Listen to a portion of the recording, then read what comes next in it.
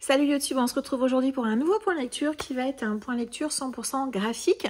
Comme d'habitude, je vais vous parler de mes dernières lectures graphiques. Je pense qu'on va remonter plus ou moins à cet été. Il va y avoir de la bande dessinée, du manga, du comics et plusieurs suites de séries.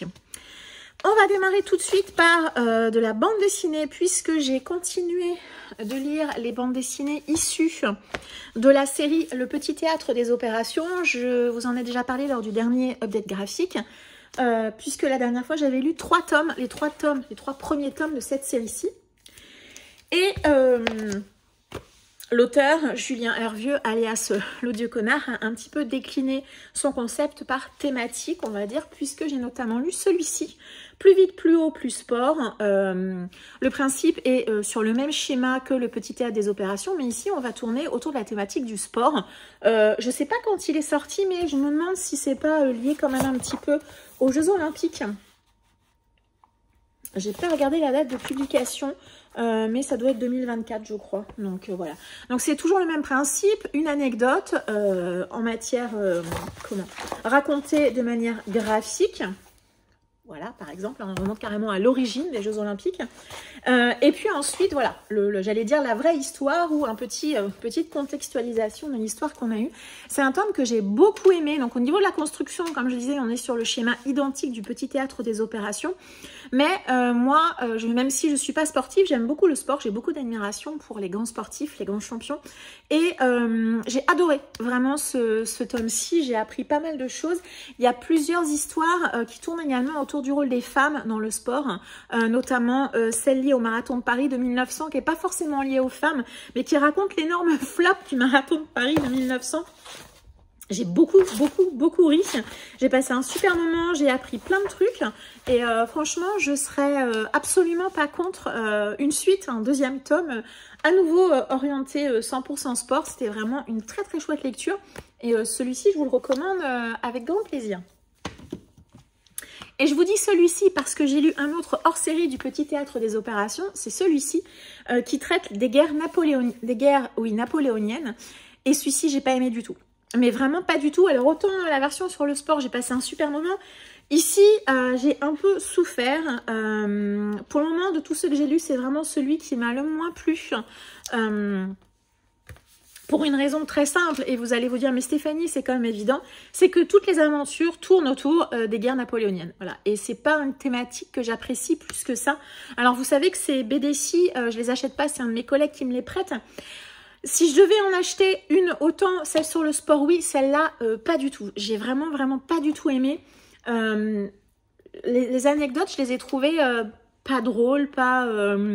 Elles m'ont pas touchée, j'ai pas adhéré à ce que l'auteur propose et parfois aussi j'avais l'impression de manquer de contexte, de manquer d'explication. L'anecdote elle m'est racontée et je sais pas, ouais, j'avais l'impression parfois de pas toujours comprendre l'intérêt de certaines histoires. Voilà, celui-ci m'a pas trop plu, donc celui-ci moi je vous le recommande pas, sauf si peut-être vous êtes un fan de Napoléon et des guerres napoléoniennes. Dans ce cas-là, bien évidemment, je pense qu'il vous le faut. Moi, voilà. Et alors sur celui-ci, je sais pas pourquoi ça m'a moins marqué que sur les autres. Je trouve qu'au niveau du dessin, je sais pas, le dessin m'a moins plu, alors que pourtant, voilà, on est sur des choses très classiques, comme à chaque fois. Hein. Je sais pas, ça, en gros, voilà, ça l'a pas fait, c'est tout. C'était pas pour moi, et c'est tout. Je pense que parfois, il faut pas chercher plus loin. Et ensuite, je me suis donc lu le 4e tome et dernier sorti pour le moment, Le Petit Théâtre des Opérations, le tome 4, donc de Monsieur le Chien. Et j'ai oublié de vous le dire, mais les 3 tomes sont publiés chez Fluide Glacial. Ici, on retrouve le schéma classique, une anecdote liée à une des Secondes Guerres mondiales. Et puis ensuite, la contextualisation par rapport à cette histoire. Très sympa, très réussi, à l'identique des 3 premières. Ici, par contre, on quitte un petit peu uniquement la Première et la Seconde Guerre mondiale, puisqu'on a à minima une anecdote qui s'est passée pendant la guerre d'Indochine. Donc, je trouve ça aussi bien qu'il étende un petit peu voilà, les anecdotes sur d'autres... liées à d'autres guerres, voilà. Ce que j'aime bien dans cette histoire, dans ces bandes dessinées, c'est le fait que je trouve que ça peut être pas mal, par exemple, pour des ados. qui ont les Premières et Secondes Guerres mondiales au programme. Je pense que ça leur permet aussi de visualiser la guerre d'une manière un petit peu différente et de découvrir qu'à l'intérieur de la grande histoire, il y a plein de petites histoires, il y a plein de petits événements et c'est vraiment ça que je trouve super intéressant dans cette série. Donc sur ce tome 4, j'ai ressenti un petit peu de lassitude parce que le schéma est toujours identique et que j'ai quand même lu, on va dire, 3, 4, 6 tomes dans un délai assez court. Donc j'avoue que sur la fin, voilà, j'étais un petit peu lassée, l'humour m'a moins touchée, mais je pense que c'est vraiment parce que je les ai lus dans un délai très rapproché. Je pense que si je les avais lus peut-être à leur parution, ça m'aurait pas fait ça du tout. Mais franchement, c'est une série que je vous recommande si vous avez l'occasion de l'acheter ou peut-être de la découvrir en bibliothèque. Je pense que c'est une bonne porte d'entrée, notamment pour les ados qui sont peut-être un peu réfractaires à ce qui s'est passé pendant les guerres mondiales, qui voient peut-être pas l'intérêt. Là, l'avantage, c'est que vraiment, c'est vraiment relié au réel et à la vie que les gens ont vécu. Donc, je trouve ça vraiment plutôt intéressant. Et voilà, c'est très cool, très chouette. Et de manière générale, le petit théâtre des opérations, c'est vraiment une BD que je vous recommande avec grand plaisir. Bon, sauf celle sur Napoléon, vous l'avez compris. Celle-là, elle n'a pas trop marché avec moi. Ensuite, une suite de séries et en comics, puisqu'avec Dorian, Monsieur Cabric, on s'est lu le tome 4 de Fable. Donc Fable, c'est de Bill Willingham et Mark Buckingham. C'est publié chez Urban dans leur collection Nomade. C'est donc le tome 4, 4 sur 10. Alors, je suis un peu déçue, alors pas de cette lecture qui a été excellente, mais parce que la prochaine vague Nomade, c'est en janvier. Je pensais vraiment qu'il y aurait un tome de Fable. Et là, pour le moment, en tout cas, de ce que j'ai vu, il n'y en a pas du tout. Donc, on est un peu désespéré avec Dorian parce qu'on essaie de suivre le rythme des publications Nomades, mais sans aller trop vite non plus. Bon, voilà. Donc, j'espère qu'ils vont aller au bout des 10 tomes. En tout cas, c'est une collection qui marche bien, donc je pense qu'ils vont aller au bout. Fable, c'est quoi? Si jamais vous ne connaissez pas dans le tome 1, eh ben, c'est simplement que les fables, alors les fables, ce sont les créatures de légendes, des contes de fées, des légendes urbaines, des mythes que les êtres humains ont créés.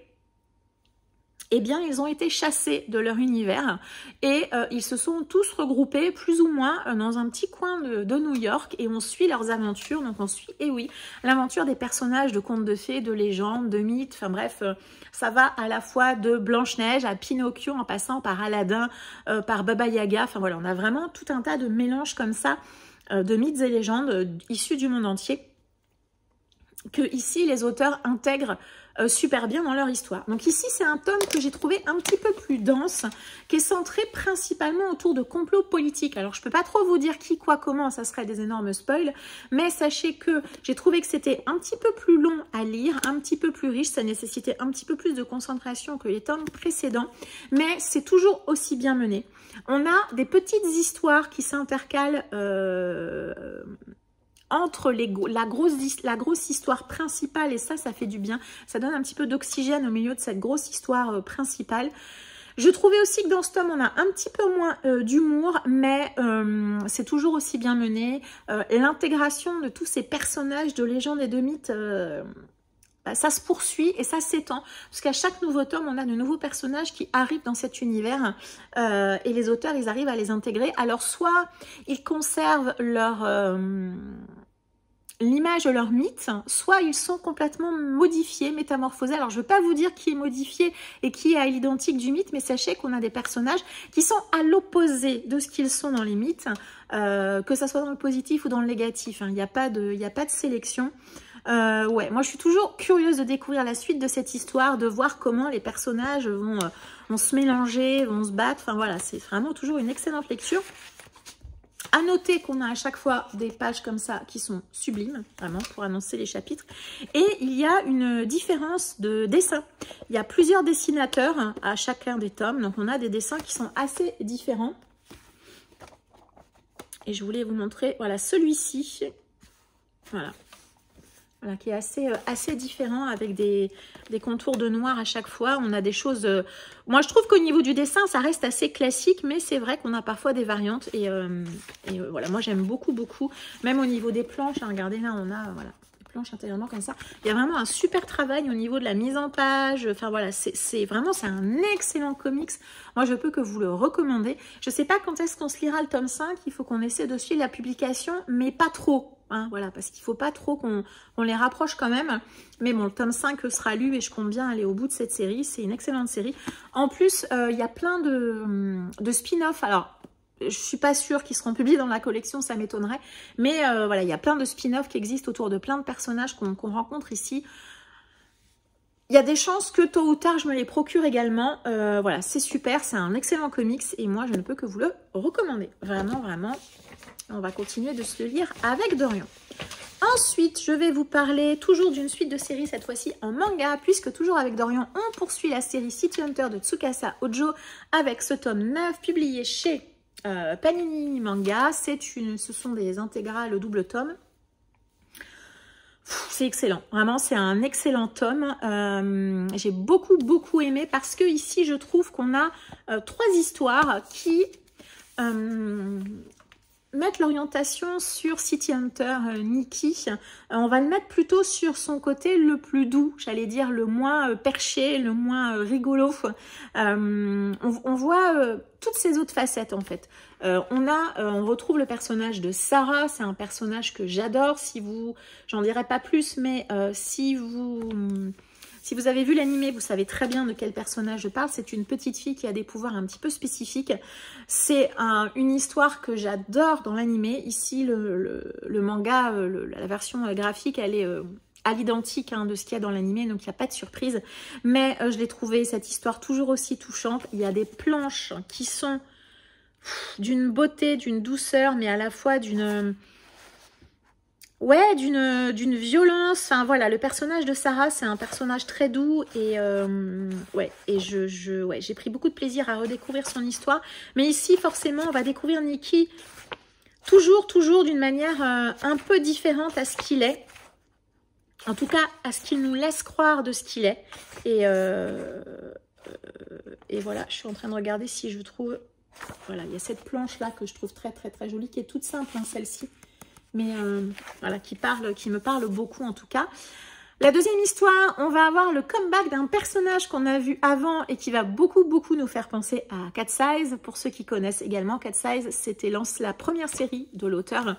Donc il y a plusieurs petits clichés, clins d'œil plutôt, qui vont revenir dans cette histoire. Aussi une histoire que je trouve très sympa et où pour le coup Nikki va être privée de quelque chose qui va beaucoup lui manquer. Mais forcément, ça nous permet aussi de développer autre chose de sa personnalité.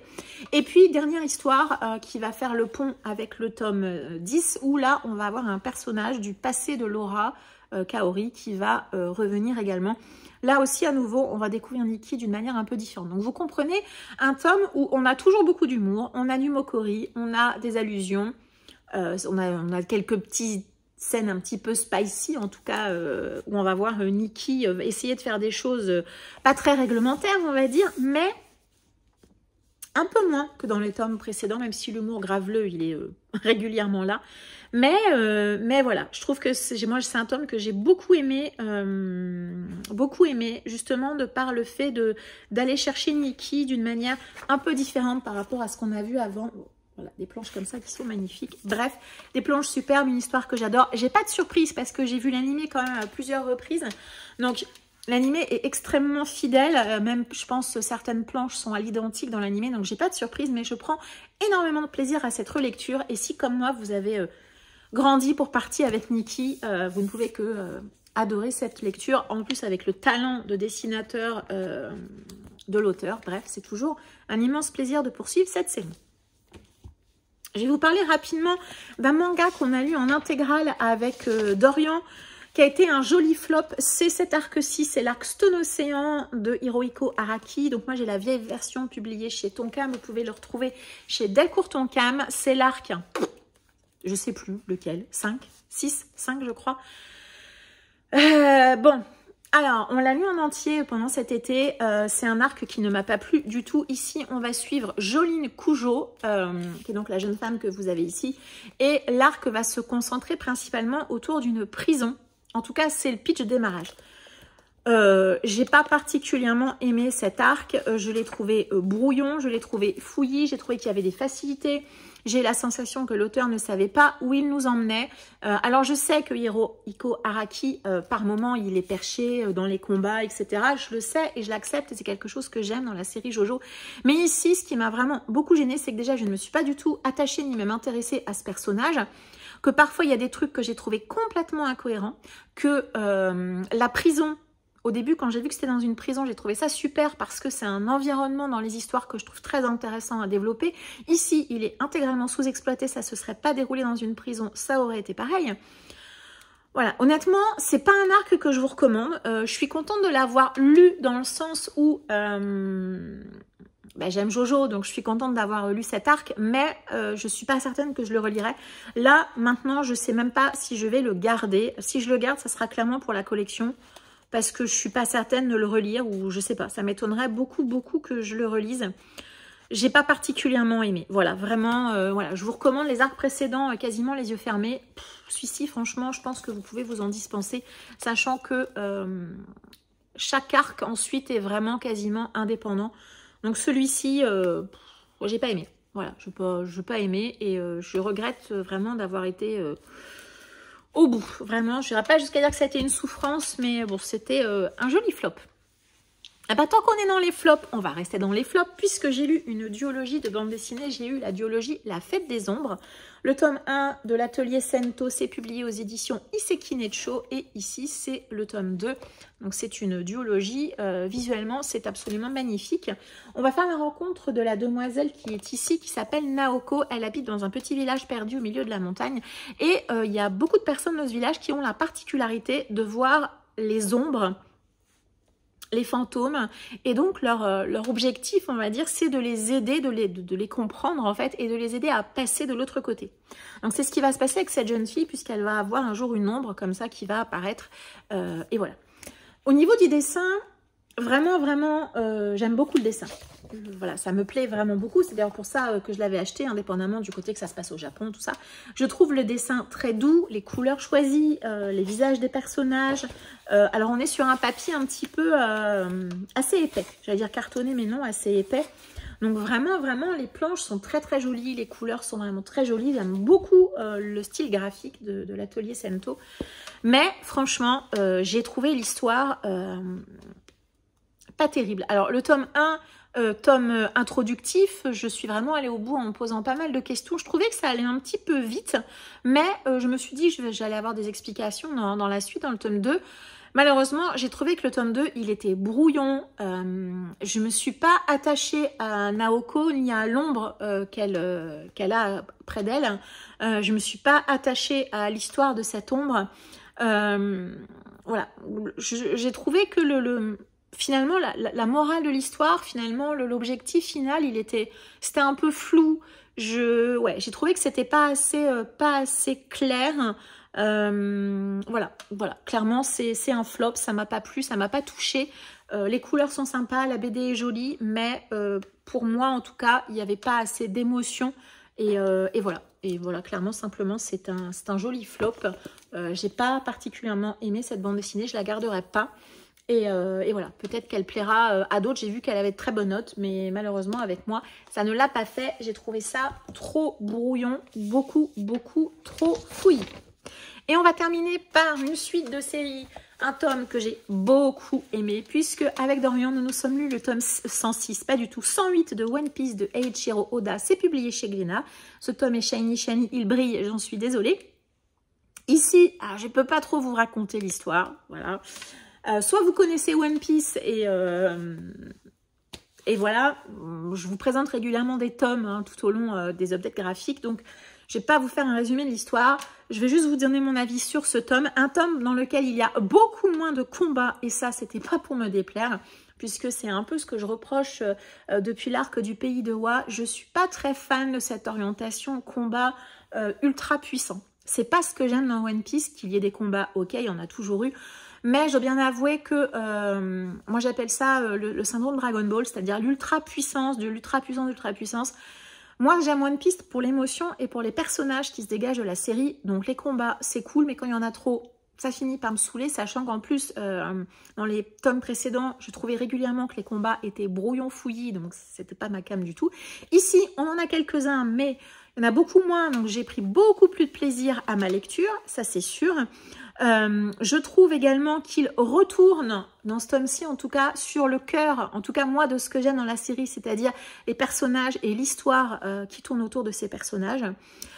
On a sur la moitié, un tiers. On va dire on a sur le dernier tiers du manga, on a un gros flashback qui démarre. Je pense qu'il se poursuivra à minima dans le tome suivant, peut-être qu'il se terminera, mais en tout cas à minima sur le tome 109. On a un flashback sur un personnage qu'on a vu déjà depuis un long moment, sur lequel on se pose, en tout cas moi je me pose beaucoup de questions. Je suis très contente d'enfin découvrir son histoire, son passé. On sent que c'est comme beaucoup, tous les personnages de One Piece, il y a beaucoup d'histoires douloureuses derrière leur passé à chaque fois. Mais je suis très contente de découvrir enfin l'histoire de ce personnage qu'on voit passer régulièrement et sur lequel, en tout cas moi, je me posais beaucoup de questions. Voilà, un tome que j'ai beaucoup aimé. J'ai hâte du coup de lire le tome 109 qui ne sera pas tout de suite, clairement, mais que je lirai aussi clairement quasiment à sa sortie. Voilà, j'espère que pour l'avenir, on n'aura pas trop de combats. Ou s'il y en a, qu'on n'aura pas des tomes et des tomes de combats fouillis. La seule chose qui m'inquiète également un petit peu en dehors des multiples combats, c'est que dans ce tome-ci, et déjà dans les 2 tomes précédents, l'auteur, jusqu'à présent dans One Piece, vous aviez vraiment l'équipage. Et vous aviez des arcs avec des aventures liées à l'équipage. Depuis la fin de l'arc du Pays de Wa et depuis la petite partie qui s'appelle la rêverie, on suit plusieurs groupes de personnages, pas seulement l'équipage, mais d'autres qui réalise certaines choses à travers tout l'univers. Ces choses qu'il réalise, on voit l'objectif global et on essaie de comprendre en tout cas où l'auteur veut nous amener. J'espère qu'il ne va pas se perdre parmi tous les fils narratifs qu'il est en train de tisser. J'espère, vraiment j'espère qu'il va réussir à tout nous raccrocher. On voit les liens, il y a des choses qui s'expliquent les unes par rapport aux autres, donc c'est sûr que c'est très intéressant. Ça, j'aime bien. Et il y a aussi un autre défaut à ça, c'est que je trouve que on a parfois l'impression que l'histoire n'avance pas, puisque forcément, on va faire, je dis n'importe quoi, un chapitre avec l'équipage qui est à un endroit, un chapitre avec un autre groupe de persos ou un autre perso, un chapitre avec un autre perso. Donc forcément, on a tous ces arcs narratifs qui cohabitent les uns avec les autres, mais et qui nous donnent des informations sur la trame globale, mais finalement, l'histoire au global, à la fin... on n'a pas forcément l'impression qu'elle a avancé aussi vite que si on suivait un seul arc narratif sur tout le tome. J'espère que j'ai été claire, mais c'était un excellent tome. J'espère que ça va continuer comme ça. J'espère qu'on n'aura pas trop de combats à l'avenir. J'espère. Voilà. Bref, excellente lecture. C'est One Piece, c'est le tome 108. Vous vous doutez bien que si je suis arrivée jusque-là, c'est que je ne peux que vous le recommander. Et bien évidemment, je lirai le tome 109... à sa parution avec Dorian toujours, puisque on a fait les 108 tomes ensemble, donc on continue. Voilà, c'est terminé pour mon update graphique. Je vous remercie de m'avoir suivi jusqu'ici. Comme d'habitude, n'hésitez pas à m'indiquer en commentaire si vous avez lu certains des titres dont j'ai parlé aujourd'hui. Et puis, si vous-même de votre côté, vous avez lu des graphiques qui vous ont plu, que vous avez adoré, ou pourquoi pas que vous avez détesté, n'hésitez pas à me partager ça en commentaire. Je vous souhaite une très agréable journée et je vous dis à très bientôt. Ciao!